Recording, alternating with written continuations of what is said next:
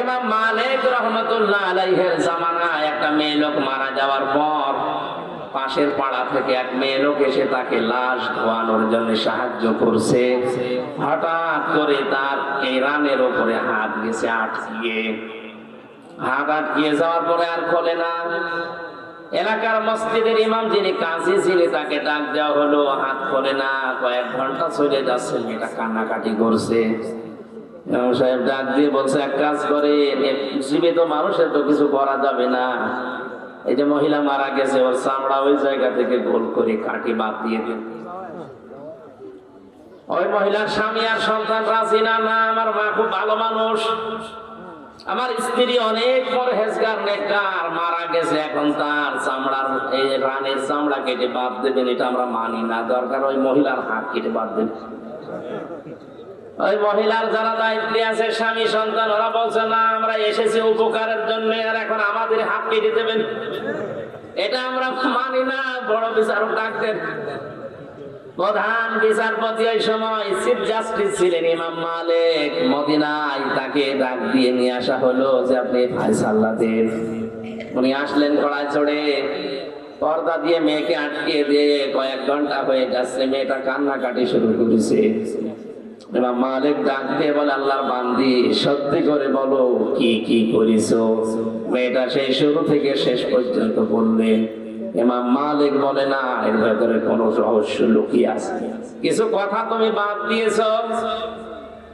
উনি মনে করছে ইমাম মালিক সব জেনেছে, না আমি কিছুই জানি না, আমি কোরআনের সাথে হাদিসের সাথে যে রাডার আমার হাতে আছে মিলিয়ে দেখলাম এটা মিলছে না, তোমার হাত তো এমনিতে আটকিয়ে যাওয়ার কথা না, সত্যি করে বলো কি হয়েছে।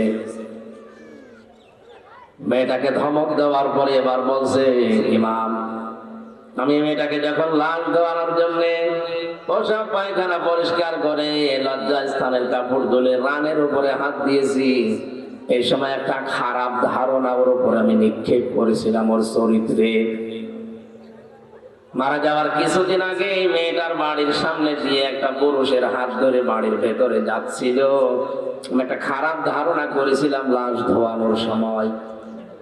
পরবর্তীতে জানতে পারি যে ওটা না, ওইটা আসলে তার পরপুরুষ ছিল না, ওটা তার ভাইয়ের আপন ভাইয়ের ছেলে। যে 14 জন পুরুষের সাথে দেখা করা যায় যাচ্ছে, তার ভেতরে আপন ভাইয়ের ছেলে আছে। কথা বুঝতেছে? যেহেতু এর সাথে বিয়ে হারাম, এর নিজের ভাইয়ের ছেলে বোনের ছেলে, এটা নিজে হাত ধরে নিয়ে যেতেই পারে, কোনো অসুবিধা নেই, কারণ এর সাথে বিয়ে করা কি ধারণাটা আমি নিক্ষেপ করেছিলাম তার চরিত্রে। আমি যে ধারণা করতে করতে আমার হাত দেখে আমার ওই কথা যখন আবার স্মরণ হয়েছে, আমার হাত গেছে আটকিয়ে। ইমাম মালিক বললেন, এইটাই তো আসল বিষয়, অমাইর ইয়াকসিবে খাতিয়াতান আও ইসমান সুম্মা ইয়ারমি বিহি বারিয়ান ফাকাদ ফাতামালা বুহতানা ওয়া ইসমান মুবিনা। সূরা নিসা 5 নম্বর পারা 15 নম্বর পৃষ্ঠার 12 নম্বর লাইনের 112 নম্বর আয়াত। এটা আল্লাহ পাক বলেন, দুনিয়ায় এমন অনেক মানুষ আছে নিজে অন্যায় করে, নিজে পাপ করে, আর এই পাপটা যখন হয়ে যায় তখন একটা নিরপরাধ মানুষের উপরে চাপিয়ে নিজে ধামস আছে।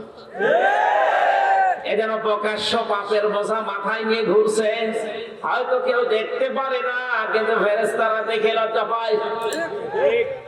ইমাম মালিক, ইমাম আবু হানিফা রাহমাতুল্লাহ আলাইহি মানুষের চেহারার ভেতরে গোসলের পানির ভেতরে পাপ ভেসে গেলে দেখতে পেতেন।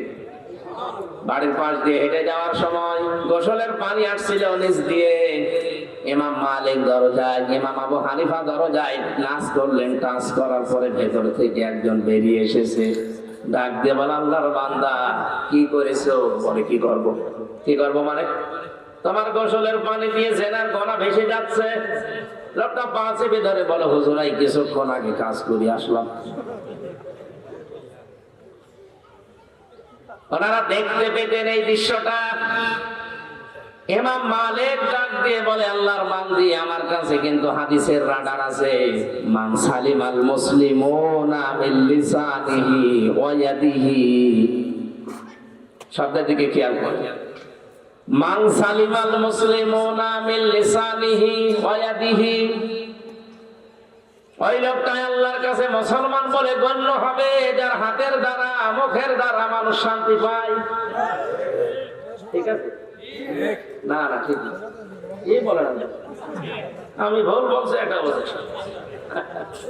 তাহলে এদের সামনে তো ভুল বললো মনে হয় অসুবিধা নেই। আমি এই জন্য তো আলেম বসাতে বললাম শব্দের দিকে খেয়াল করবেন। মান সালিমাল মুসলিমুনা মিন লিসানিহি ওয়া ইয়াদিহি, মুসলমান ওইটা যার হাতের দ্বারা মুখের দ্বারা মানুষ শান্তি পায়, সব জনে মুসলমান শান্তি পায়। আপনি হিসাব করে বলেন তো, আপনার হাতের দ্বারা, হাত মানে এই হাত না, ক্ষমতার হাত, পাওয়ারের হাত, আইনের হাত, টাকা পয়সার হাত, প্রভাব প্রতিপত্তির হাত, দলীয় হাত। হাতে এখানে একজনের ৯৯টা অর্থ আছে। আমার এই সমস্ত হাত দ্বারা, আমার মুখের দ্বারা আসলে মুসলমানেরা কি শান্তিতে আছে? আরো আতঙ্কে থাকে, না জানি কখন ধরে নিয়ে যায়। আপনি কি করে মুসলমান আছেন বলেন তো? আপনি নিজে মনে মনে করেন মুসলমান নেই মানে আমি গরুর গোশত খাই, কারণ আগা কাটা আছে। আগা কাটা থাকলে যদি মানুষ মুসলমান হয়, যে ছাগল কি, ছাগলও মুসলমান না। অধ্যাপক সাহেবের এই কথাটা আসলে এর নিগুড় তথ্য এখানে এইটা। আল্লাহ পাক নিজে কিন্তু ক্লাস নিচ্ছিলেন, ছাত্র ছিলেন হযরতে আদম নবী। ভালো করে খেয়াল করেন, মানে আয়াতটা হয়তো বলতে পারেননি। ওয়া আল্লামা আদামাল আসমাআ কুল্লাহা সুম্মা আরাদাহু আলাল মালায়েকা। আমার গলায় আর সাপোর্ট দিচ্ছে না, না শব্দের দিকে খেয়াল করে শুনবেন। ওয়া আল্লামা আদামাল আসমা, ইসমের বহুবচন আসমা। আমার আল্লাহ নিজে শিক্ষক হয়ে শিখিয়েছেন। কাকে? আদমকে। বলেন বলেন। যত রকমের নাম দুনিয়ায় সব এসেম তাকে শিখিয়েছেন। ওনার ওই কথাটা আমি ধরেছি ওই জায়গায় আল্লাহ পাক নিজে ক্লাস নিচ্ছেন, ছাত্র কিন্তু আদম নবী, সাধারণ মানুষ না। তাহলে ক্লাসটা যেমন তেমন ক্লাস না, গুরুত্বপূর্ণ ক্লাস। এই বলে না কেন? ক্লাসের শিক্ষক সরাসরি কে? ছাত্রকে। নবী ছাত্রকে, আদি নবী, একেবারে আসল নবী, যেটা সর্বপ্রথম নবী। এত বড় পাওয়ারফুল দুনিয়ায় যত মানুষ আসবে তাদের সবার বাবা। সেই লোকটা ক্লাস করছে, ক্লাস নিচ্ছে সরাসরি আল্লাহ নিজে। আমরা এতদিন বলি যে এটার দ্বারা এই আলু, পটল, ঝিঙা, বেগুন এই সমস্ত জিনিসের নাম শিখিয়েছি, গেছে মানে নাম মনে করি। এত বড় গুরুত্বপূর্ণ ক্লাসে কোনদিন আলু, পটল, ঝিঙা, বেটা এগুলোর নাম শেখানো দরকার আছে? উনি শিখিয়েছিলেন যে এইটা যত রকমের ন্যায়, যত রকমের অন্যায়, সবগুলোর থিওরি ওই সময় আদমকে আল্লাহ শিখিয়ে দিয়েছেন এক ক্লাসে। এখানে কিয়ামত পর্যন্ত আদমের সন্তান যারা আসবে তারা আর লেখাপড়া নাই করো, কোনটা ন্যায় কোনটা অন্যায় ওর বিবেক থেকেও বুঝতে পারে। এই শিক্ষাটা পেয়েছে কোন জায়গায়? ওই যে ক্লাসে, ওখান থেকে আমার বাবার পক্ষ থেকে আমরাও পেয়ে আসছি। তাহলে ন্যায় কাজের আদেশ আমরা এই যে অটোমেটিক পেয়ে যাই, অন্যায় কাজে বাধা দেওয়া এটা এমনি এমনি না, আমরা আবার বাবা থেকে পর্যায়ক্রমে পেয়ে গেছি। ওই শিক্ষাটা আমার বাবাকে আল্লাহ নিজে ক্লাস নিয়ে শিখিয়েছে।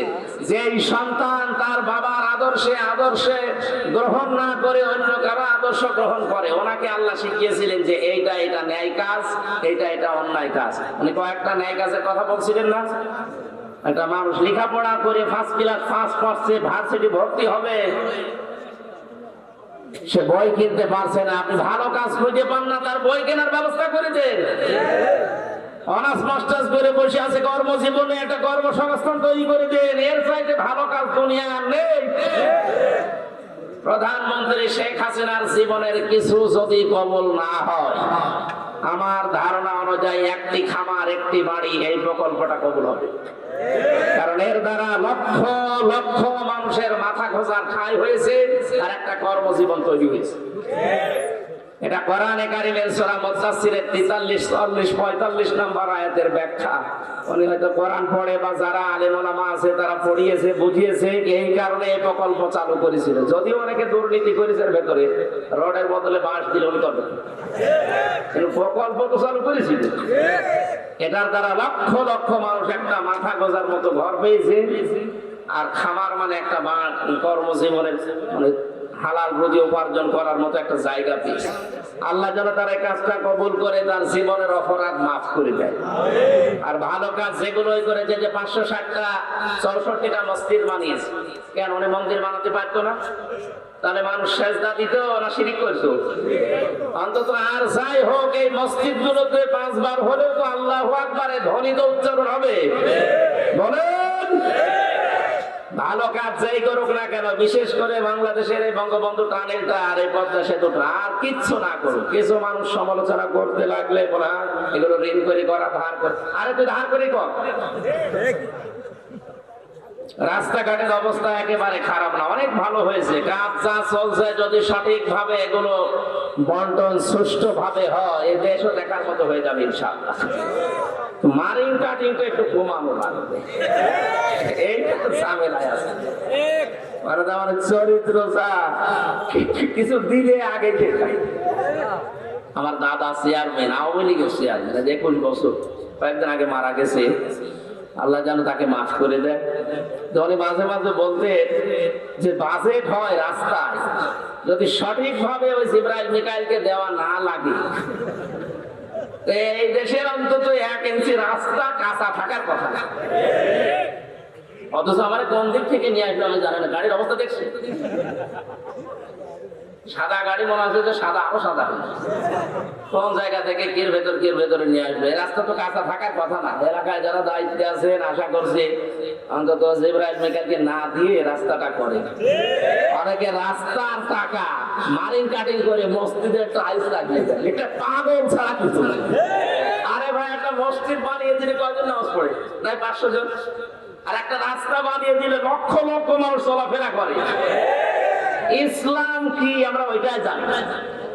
কোরআনে কারীম কি করে মানুষের সামনে উপস্থাপন করা লাগে, আল্লাহ রাব্বুল আলামিন আমাদেরকে শিখিয়েছে যে এইভাবে আমার কোরআন মানুষের সামনে উপস্থাপন করবা। সূরা আরাফ 2 নম্বর আয়াত। আল্লাহ পাক বলেন, কিতাবুন উনজিলা ইলাইকা ফালা ইয়াকুম ফি সাদরিকা হারাজুম মিনহু লিতুনদিরা বিহি ইলা আখির আয়াত। এই যে কিতাব আপনাকে আমি দিয়েছি, এটা দিয়ে মানুষদেরকে সতর্ক করবেন, আর ওই সময় যেন আপনার মনে কোনো সংকীর্ণতা, দ্বিধা, দ্বন্দ্ব, ভয়, ভীতি, সংশয়, সন্দেহ এগুলো কাজ না করে। এখানে হারাজনের ব্যাখ্যা পেয়েছি আমি তাফসিরে 2টা। 1 নম্বরে হারাজনের ব্যাখ্যা হচ্ছে, কোরআন দিয়ে যখন তাফসির করতে যাবেন, অনেক মানুষ কোরআনের বক্তব্য না বোঝার কারণে ভুল বুঝতে পারে। এরকম মানুষ আছে বেশি। দ্বিতীয় ব্যাখ্যা হচ্ছে, কোরআন দিয়ে যখন তাফসির করবেন, তাফসির শব্দের শাব্দিক অর্থ হচ্ছে খুলে ফেলা। আবরণ দিয়ে ঢাকা আছে, আবরণ ফেলে দেওয়া। ঢাকনা দিয়ে ঢাকা আছে, ঢাকনা তুলে ফেলা। এখন এই যে জিনিসটা জড়ানো আছে, এই আবরণ যদি কেউ খুলে ফেলে, এই কাপড়টা ভেতরে বুঝতে পারবেন যে কি আছে। আমার তো মনে হচ্ছে ভেতরে মনে হয় একটা বাঁশ আছে, সবই ফাঁপা। বাইরে থেকে মনে হচ্ছে কি না কি। আবহমান কাল থেকে ইমান ইসলাম মনে করে অনেক নিয়ম নীতি আমাদের এই 3টা দেশে, বিশেষ করে ভারত, পাকিস্তান, বাংলাদেশে অনেকেই ইবাদত মনে করে চালিয়ে আসছে, অথচ এগুলো ইবাদত নয়। এই 3টা দেশে ডক্টর আব্দুল্লাহ জাহাঙ্গীর মানে প্রায় 500-র উপরে জাল হাদিস প্রমাণ করেছেন যে এগুলো হাদিস না। মানুষের মুখের কথাকে মানুষ হাদিস বলে চালিয়ে দেয়। তার ভেতরে অন্যতম আউয়ালু মা খালাকাল্লাহু নূরি, সর্বপ্রথম আল্লাহ নবীজির নূর বানিয়েছেন। এটা মিথ্যা কথা, এটা একটা আরবি প্রবাদ। এটাকে হাদিস বলে অনেকে চালিয়ে, বিশেষ করে কুমিল্লা, ফেনী এই লাইনের অনেকে ওয়াজ করছে সুর দিয়ে, সর্বপ্রথম আল্লাহ নবীর নূর বানিয়েছেন, ওনারে না বানালে কিছুই বানাতেন না। অথচ কোরআনে কারিমে আল্লাহ প্রমাণ দিয়েছেন সর্বপ্রথম আল্লাহ পাক বানিয়েছেন কলম। কি? নুন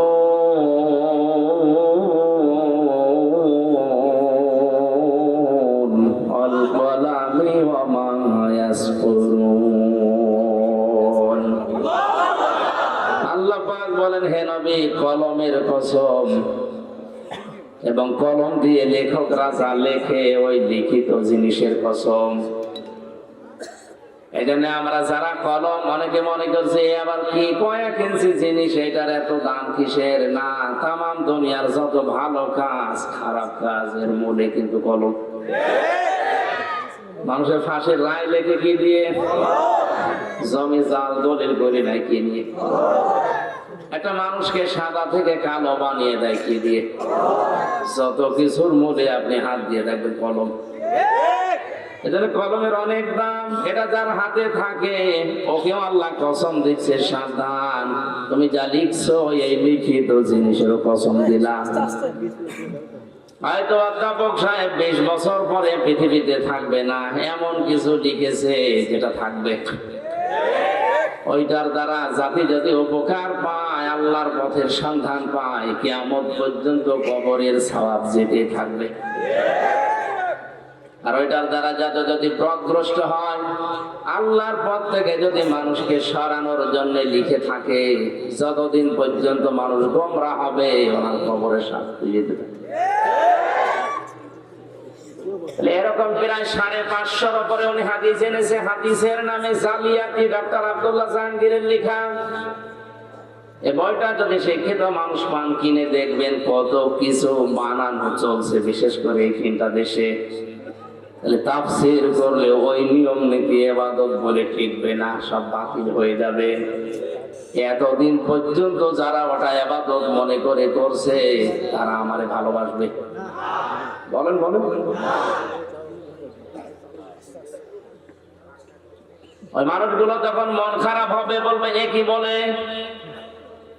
যারা আমারে নিয়ে এসেছিল হাদিয়া তোফা নজর নিয়াজ দিয়া দূরের কথা, তখন তাড়া দেবে। আল্লাহ যেন হারাজন দিয়ে জানিয়েছেন, কোরআন প্রচার করতে গিয়ে কারো মুখের দিকে আপনার তাকানোর দরকার নেই। খুশিকে বেচার ওগুলো বাদ, আমি যেটা বলতে বলেছি ওটা স্পষ্ট ভাবে বলেন। আপনি বলবেন কার সামনে? وأنزلنا إليك الذكر لتبين للناس ما نزل إليهم ولعلهم يتفكرون। সূরা নাহাল 14 নম্বর পারার 11 নম্বর পৃষ্ঠার 3 নম্বর লাইনের 44 নম্বর আয়াতের শেষের দিকে আছে। এটা তাফসীরে ফি জিলালিল কোরআনে পাবেন। আল্লাহ পাক বলেন, হে নবী, এই কোরআন, এই জিকির, এই উপদেশ বাণী আপনাকে আমি দিয়েছি, এটা শুধু চুমা খাবেন। স্পষ্ট ভাষায় আপনি বর্ণনা দেবেন, ব্যাখ্যা করবেন। কাদের সামনে? লিন্নাস, মানুষের সামনে। কার সামনে? এই যে লাম শব্দটা আরবি গ্রামার অনুযায়ী তাফসীরে ব্যবহার হয় 13টা অর্থে।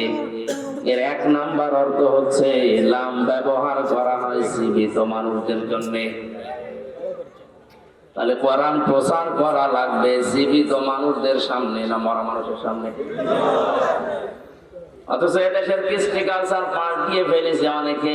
কোরআন পড়াও হয় মানুষ মরে গেলে। আর আমার তো যতটুকু ধারণা, মানুষ মরে গেলে যদি কেউ কোরআন পড়ে, ওর জীবন যদি কোরআনের উপরে না চলে, ওর শাস্তি আরো বাড়বে।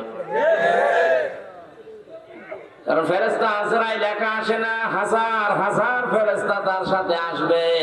আপনি লোকটা মরে গেছে, এখন পড়ছেন ইউসিকুমুল্লাহু ফি আওলাদিকুম লিযাকারি মিসলু হাযযিল উনসায়াইন।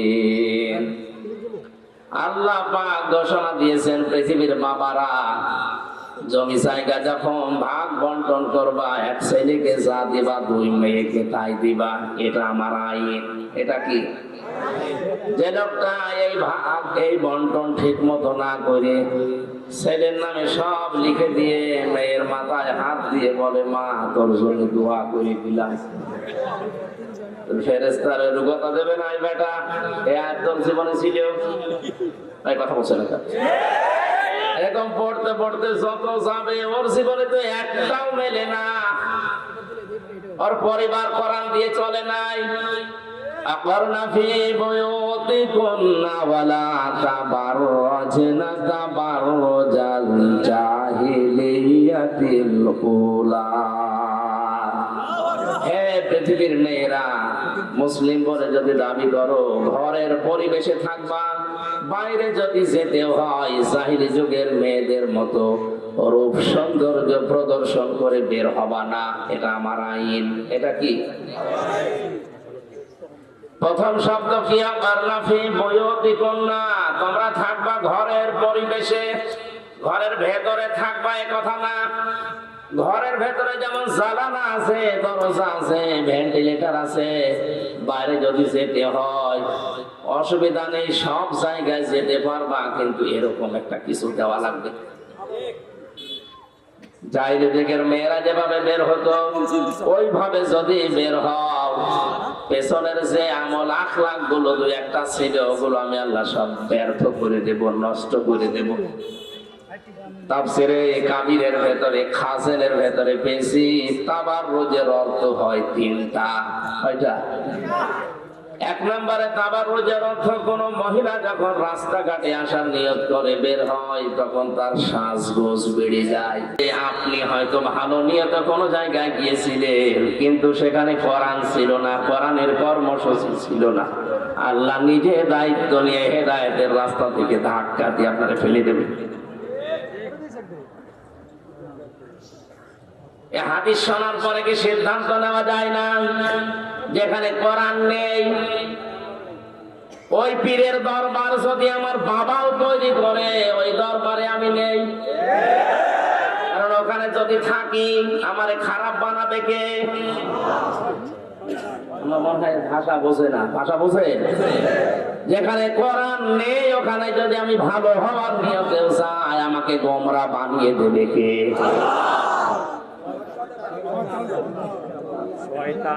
এর বাস্তব প্রমাণ বাংলাদেশের এই দরবারগুলোর দিকে তাকান। 48,000-এর উপরে সরকারি জরিপে এখন পীর। অধিকাংশ দরবারে দেখতে পাচ্ছি আমরা, মানুষ যাওয়ার পরে আরো ভালো হওয়ার পরিবর্তে খারাপ হয়ে যাচ্ছে। আমাদের কুষ্টিয়ার লালনের মাজার, মানুষ ভালো হওয়ার নিয়েতে এই বগুড়া কুড়ি গ্রামে সমস্ত জেলা থেকে বহু ছেলে মেয়ে বেটা বলিয়ে যাচ্ছে। ভালো হওয়ার পরিবর্তে আরো খারাপ হয়। আগে বিড়ি খেত না, এখন বিড়ি খায়। আগে গাঁজা কি চিনত না, এখন গাঁজা খায়। ও লোকটা ভালো হয়েছে না খারাপ হয়েছে? খারাপ হওয়ার পেছনে কারণ আমি পেয়েছি হাদিসটা। কোরআন ওখানে চলে না, ওখানে প্রকাশ্য শিরিক চলে।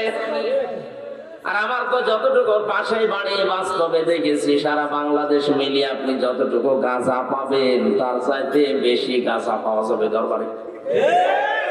পুলিশ পাহারা দিয়ে গাঁজা খায়, বলেন সুবহানাল্লাহ। এটা সুবহানাল্লাহ বলা দরকার নেই। এই যে বাস্তবতা বললাম, ওখানে কোরআন নেই, এ কারণে মানুষ যাচ্ছে ভালো হওয়ার নিয়তে। ভালো হচ্ছে না খারাপ হচ্ছে? আরো বিভিন্ন জায়গার নাম নাই নিলাম। তাহলে সিদ্ধান্ত নিয়ে ফেলেছেন, যেখানে কোরআন নেই আমি মরণের আগে ওখানে আর যাব না। এটা শুধু সামিয়ানার নিচে না, মানে ওয়াজ তো হয়ে গেছে, কথাটা মেনে নিলে এদেশে আর কিছু থাকবে? কোরআন যেখানে নেই, ওইরকম দল যদি আমার বাবাও প্রতিষ্ঠা করে, ও দলে আমি নেই। এইটা হালকা রাজনীতি না? আমার মনে হয় মাথায় যদি মগজ থাকে আপনি হাদিস বুঝেছেন, এরপরও যদি কেউ না বোঝার ভান করে থাকে ওর কপালে আর হেদায়েত নেই। দরুদ আর সালাম পড়ছে নবী মুহাম্মদ রাসূলুল্লাহ সাল্লাল্লাহু আলাইহি সাল্লামের প্রতি। আজকের তেলাওয়াতকৃত আয়াত সূরা ফুরকানের 63 নাম্বার আয়াত, একটা মাত্র আয়াত পড়েছি। আমাকে আল্লাহ যতটুকু যা দিয়েছে কোরআন সম্পর্কে, এই আয়াত থেকে শেষ পর্যন্ত প্রায় 12টা গুণ অর্জন করা লাগবে কেউ যদি রহমানের বান্দা বলে দাবি করে। কয়টা? ফাদখুলি ফি ইবাদি ওয়াদখুলি জান্নাতি। আল্লাহ পাক বলেন প্রবেশ করো আমার বান্দাদের ভেতরে, আর আমার বান্দা যারা হয়ে যাবে তাদেরকে দিয়ে আমি জান্নাত পরিপূর্ণ করব। সুতরাং আমরা জান্নাতে যেতে হলে বান্দা হওয়া লাগবে কার? আরো জোরে বলেন। আমরা যে আল্লাহর বান্দা এ পরিচয় দিতে কি লজ্জা মনে হয় না? আমরা আনন্দ পাই, কারণ কোরআনে কারিমে বিশ্ব নবীকে আল্লাহ বান্দা বলে ডাক দিয়েছেন।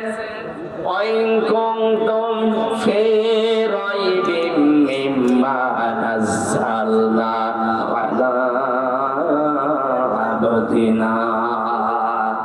তোমাদের যদি সন্দেহ লাগে আমার বান্দা মুহাম্মদের উপরে আমি যা নাযিল করেছি এ ব্যাপারে যদি তোমাদের সন্দেহ লাগে, তাহলে কোরআনের মতো একটা কোরআন বানিয়ে আমার সামনে নিয়ে আসো। তাহলে নবীজিকে এখানে ডাক দিয়েছেন কি বলে? বলেন না কেন? নবীজি যদি আল্লাহর বান্দা পরিচয় দিতে গর্ববোধ করে, তা আপনি কেন বলেন যে আমি অমুক পীরের গোলাম? এটা হারাম। পৃথিবীতে আমরা বান্দা, গোলাম কার? আমরা রাসূলুল্লাহর গোলাম না? অনেক জেলাতে জিকিরের আওয়াজ শোনা যায়, ইয়া রাসূলুল্লাহ ইয়া রাসূলুল্লাহ জিকির করছে, এটা জায়েজ নেই। পৃথিবীতে জিকির হবে একজনের, তার নাম আরো জোরে। হ্যাঁ, রাসূলুল্লাহর নামে আপনি দরুদ পড়তে পারেন, জিকির করতে পারবেন না। কথা বুঝতেছে? কারণ মানুষের এই যে কলব আল্লাহ দিয়েছেন, যেটা মানুষের আত্মা, এটা শান্ত করার জন্য পৃথিবীর কোন নাম দিয়ে এটা শান্ত করা সম্ভব না। কোরআনে কারীম জানিয়েছে আলা ফি যিকিরিল্লাহি তাতমাইন্নুল কুলুব। মানুষ যদি নিজের জীবনকে শান্ত করতে চায়, আমি আল্লাহর নাম জপতে বলো। পৃথিবীতে আল্লাহর নাম ছাড়া কারো নামে জিকির?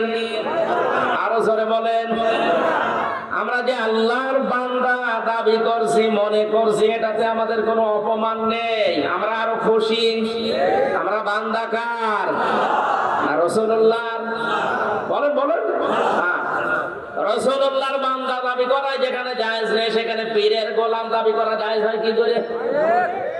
সুতরাং এরকম ভুল পথে যারা আছেন ফিরে আসবেন। পৃথিবীতে আমরা একজনের বান্দা, গোলাম, দাস, সার্ভেন্ট যাই বলেন, তিনি আমাদের মালিক আল্লাহ।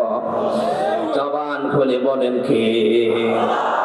ওই আল্লাহ বলেন আমার বান্দা যারা দাবি করবে তাদের ভেতরে 12টা গুণ পাওয়া যাবে, নারী হোক আর পুরুষ হোক। ওয়াইবাদুর রহমানিল্লাযীনা ইয়ামশুনা আলাল আরদি হাওনা। আমি রহমানের বান্দারা যখন জমিনে চলাফেরা করবে, তখন এরা অহংকার নিয়ে, ডাক নিয়ে চলবে না, এরা নম্র হয়ে, ভদ্র হয়ে চলবে। আয়াতের ব্যাখ্যায় আমি একটা হাদিস পেয়েছি, ভালো করে শুনুন। আমার বয়স এখন 33 বছর। নবীজি বলেন তোমার জীবনের পেছনের ইবাদত বন্দেগী কবুল হচ্ছে কিনা বা হয়েছে কিনা যদি দেখতে চাও, তাহলে নিজের জীবনের দিকে তাকিয়ে এইটা লক্ষ্য করবা যে তোমার মানুষের সাথে আচরণ কেমন। মানুষের সাথে মুআমালাত, মুআশারাত, আচরণ যদি ভালো হয়, পশুর মতো না হয়, মানুষের মতো হয়, তাহলে বুঝবা যে তোমার ইবাদত পেছনেরটা কবুল হয়েছে। আমাদের অতিথি সাহেবের একটা কথা আমার কোরআনে কারিমের সাথে মিলেছে, কানে এসে বেজেছে। আমরা অনেকেই মনে করতাম আদম আলাইহিস সালামকে আল্লাহ বানিয়ে ফেরেশতাদেরকে বলেছিলেন সেজদা দাও। এই কথা আমরা জানি না। কেন সেজদা দেওয়ার জন্য বলেছিলেন? আমরা তাফসীর অনেক জায়গায় অনেক ভাবে শুনেছি যে এই কারণে ফেরেশতাদেরকে বিভিন্ন জিনিসের নাম দেখিয়ে বলেছিলেন এগুলোর নাম বলো, ফেরেশতারা বলতে পারে নাই, আদম নবী বলে দিয়েছে এই জন্য তার সেজদা দেওয়ার জন্য না। কথা এতটুকু না, আসল কথাটা এর ভেতরে নেই। এখন আধুনিক তাফসীর পড়লে আপনি পাবেন। এখন যদি বলেন তাহলে 1200 বছর 1300 বছর আগের যে তাফসীর এগুলো ভুল না, যোগের জ্ঞানের আলোকে বাস্তবতার নিরিখে আপনাকে মেলানো লাগবে। 1500 বছর আগে কেউ কল্পনা করেছে যে কম্পিউটার আবিষ্কার হবে? কথা বলে না কেন? ভিডিও ক্যামেরায় যে চলছে, একটা জিনিস অতীত হয়ে যাওয়ার পরে ওটা আবার হুবহু ভাবে দেখানো যায়। এই ক্যামেরা আবিষ্কার হওয়ার আগে কারো মাথায় কল্পনা ছিল? কোরআনে কারিমে আল্লাহ জানিয়েছেন ফামাইয়ামাল মিসকালা যাররাতিন খায়রান ইয়ারা। দুনিয়াতে কেউ যদি যাররা পরিমাণে ভালো খারাপ কাজ করে কিয়ামতে তাকে ওইটা দেওয়া হবে। ঠিক আছে না? ঠিক এখানে এরা, কিন্তু আপনি আগের তাফসীর দেখেন 1200 বছর আগে 1000 বছর আগের তাফসীরে লেখা আছে দেওয়া হবে। কারণ ওই সময় তো ভিডিও ছিল না, ক্যামেরা ছিল না। ওনাকে যতই আপনি 1000 বছর আগে বোঝাতেন এটা কিন্তু তোমাদের দেখানো হবে, আপনাকে পাগল বলতো। কি বলেন আপনি, একটা জিনিস অতীত হয়ে যাওয়ার পর আবার দেখানো যায় কি করে? কিন্তু এখন যদি বলা হয় দুধের বাচ্চাও বুঝবে। বঙ্গবন্ধু সেই 71 সালে কি ভাষণ দিয়েছে, ওটা হাত নাড়িয়েছে কি করে এখন দেখা যাচ্ছে। এখন বলে দেখা 53 বছর আগের জিনিস যদি এখন দেখানো যায়, আমি মারা গেলে আমার এই 50 বছরের রেকর্ড আল্লাহ দেখাতে পারবে না, উনি এত দুর্বল। এজন্য এখন তাফসীর করা লাগবে। এরা মানে দেওয়া হবে না, এরা মানে দেখানো হবে। আপনি কাকে কোন জায়গায় কোন অবস্থায় থাপ্পড় দিয়েছেন অন্যায় ভাবে, কিয়ামতে আপনি ভিডিও ক্লিপ আকারে দেখতে পাবেন যে এই যে ক্ষমতার অপব্যবহার করে থাপ্পড় গোপন ষড়যন্ত্র করে কাকে কোন রাতে ধরিয়ে দিয়েছেন কেউ জানে না, ওই দিন দেখতে পাবেন। এটা কি 100 ভাগ বিশ্বাস করেন? বলেন। এটা 100 ভাগ বিশ্বাস যদি মানুষের ভেতরে থাকে, কোন কারণে নামাজ পড়ে রোজা রাখে এরপরও বিনা কারণে মিথ্যা মামলা দিয়ে মানুষকে আটকে রাখে। জেলখানায় 3টা বছরের ভেতরে থেকে আমি যেটা বুঝেছি, ওখানে 1 লাখের উপরে আসামি আছে সারা দেশে। আমার মনে হয় মিথ্যা মামলাগুলো বাতিল হয়ে গেলে 10,000 মানুষ জেলে থাকবে। আন্দাজে 1 কেস দিয়ে রেখে দিয়েছি, বছরের পর বছর কিছু জানেই না। আর শত্রুতা আছে, ছোট মেয়েকে দিয়ে জেনার অপবাদ দিয়ে ধর্ষণের মামলা দিয়ে তার 5 বছর জেল খাটিয়েছে, অথচ জেনা কি ধর্ষণ কেউ লোকটা বসে যে একটা রাগ আছে, ওই রাগ তুলতে গিয়ে নিজের মেয়েকে নিজের বোনকে ব্যবহার করে এরকম নিম্নি মানুষ নামে।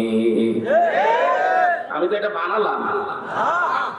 আমরা আদমের যে শিক্ষাটা, আমাদের যে আদি পিতা যে আল্লাহর কাছ থেকে ক্লাসে শিক্ষা পেয়েছিলেন, ওই শিক্ষাগুলো আমরা নিতে পারি না।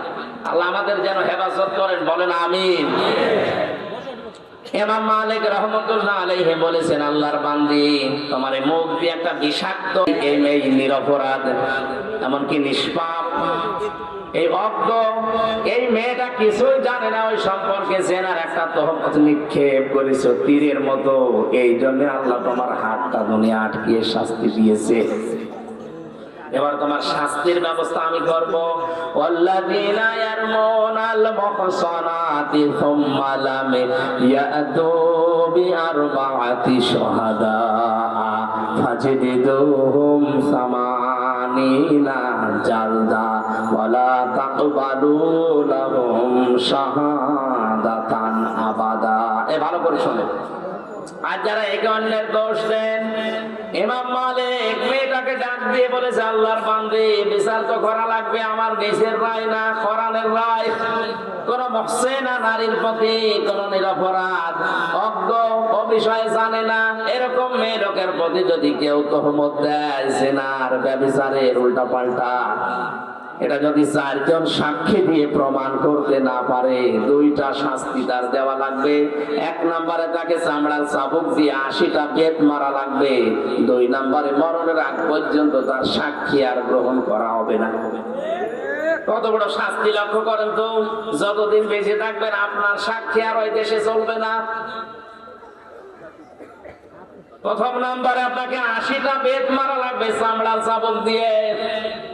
যেহেতু কোরআনে আল্লাহ রায় দিয়েছেন জল্লাদ নিয়ে আসো, 79টা হয়ে গেছে আর একটা মাত্র বাকি আছে, কিন্তু হাত খোলে না। জল্লাদ বলছে হুজুর কি রায় দিলেন, আর একটা মাত্র বাকি আছে, এখন যদি হাত না ছড়ে তাহলে তা আপনাকে ধরে মানুষ পিটাবে।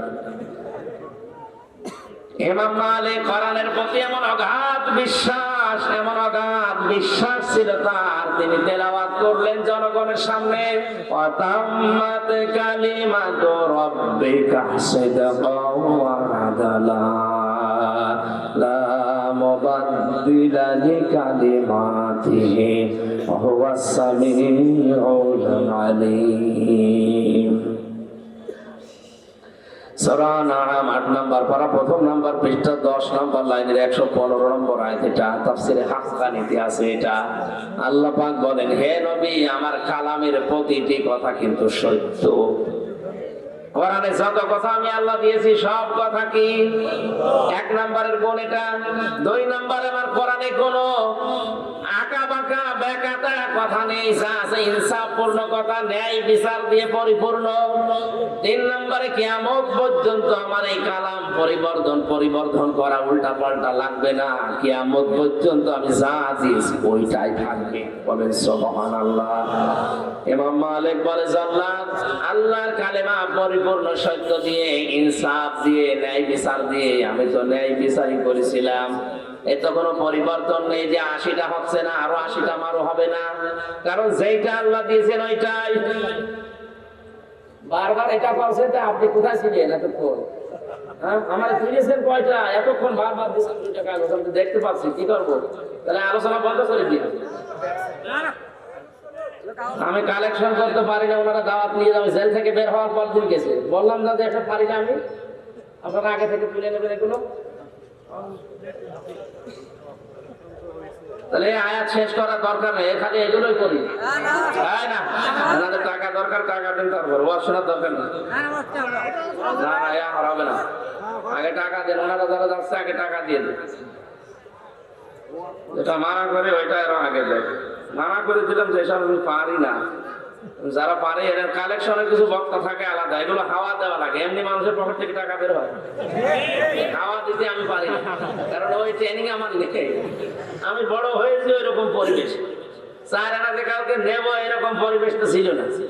চেয়ারম্যানের টাকা বুঝতেছেন, এখন আমার ওই অভ্যাস নেই। এই জন্য মৌলানা হোসাইনকে সাথে রাখি, ওর ওই গলার আর জুতার তলা শুনে ও উল্টা পাল্টা বলে মানুষের মন কাঁদিয়ে নরম করে টাকা পয়সা বলতে, দেখো ওর হলে ভালো হয়েছে। আমি এগুলো পারি না, আপনারা দিলে দেন, না দিলে আমি দিচ্ছি। আমি পারি না তো জোর করে দেবে। যারা যাচ্ছে ওনাদের কাছে আসলে মাদ্রাসার মাহফিল নয়, মসজিদের মাদ্রাসার মাহফিল জোর করছে। আসলে 2 বার কাগজ দিয়েছে মাওলানা, আসলে কিছু মনে করে না। আমি পারি না, যখন বারবার দিচ্ছে তখন আমি বলতে না, এভাবে করলে ওরা শুনবে না, শেষে উল্টা পাল্টা ধারণা করবে, বাইরে যে আবার গেবত করবে যে বুঝলাম না। দেন 5 মিনিট সময় দিচ্ছে, আগে যান, জানতো সমর্থন একেবারে সর্বশ্রেষ্ঠ দেবে। 10 টাকা পারলে 5 টাকা দিয়ে না ভাই, যারা যাচ্ছে একটু দিয়ে দেন। আর অতিথি যারা আছে এনাদের একটু দেন, এনাদের কাছে জিজ্ঞাসা করেন। তাড়াতাড়ি করা লাগবে ভাই, সর্বোচ্চ 5 মিনিট যান। একজন 20,000 টাকা পাঠিয়েছে আলামিন ভাই পাঠিয়েছেন 20,000 টাকায় মাত্র। শেখ হাসিনার একটা প্রশংসা করতে পারলো না, আর আমি 1 ঘন্টা বক্তব্য দিয়ে সরকার উল্টিয়ে ফেলবো, এই ভয় করে মানুষ। এরা পাগল ছাড়া কিছু না।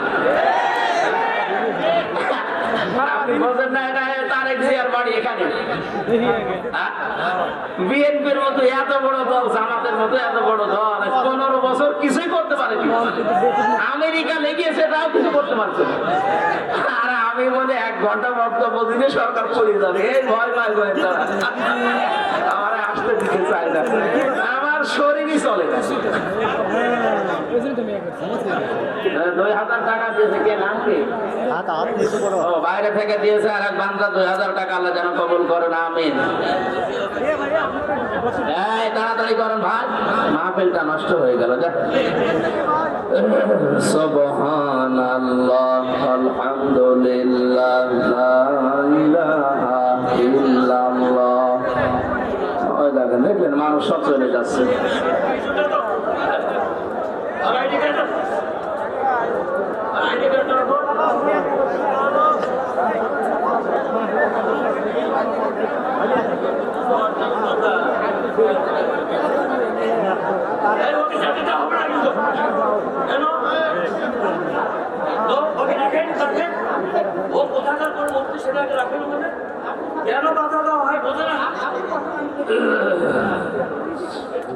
সুবহানাল্লাহ আলহামদুলিল্লাহ লা ইলাহা ইল্লাল্লাহ।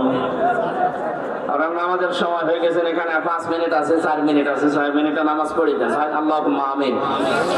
রব্বানা আতিনা ফিদ দুনিয়া হাসানা ওয়া ফিল আখিরাতি হাসানা ওয়া কিনা আযাবান নার ওয়া আদখিলনাল জান্নাতা মা'আল আবরার ইয়া আজিজ ইয়া গফফার ইয়া রাব্বাল আলামিন।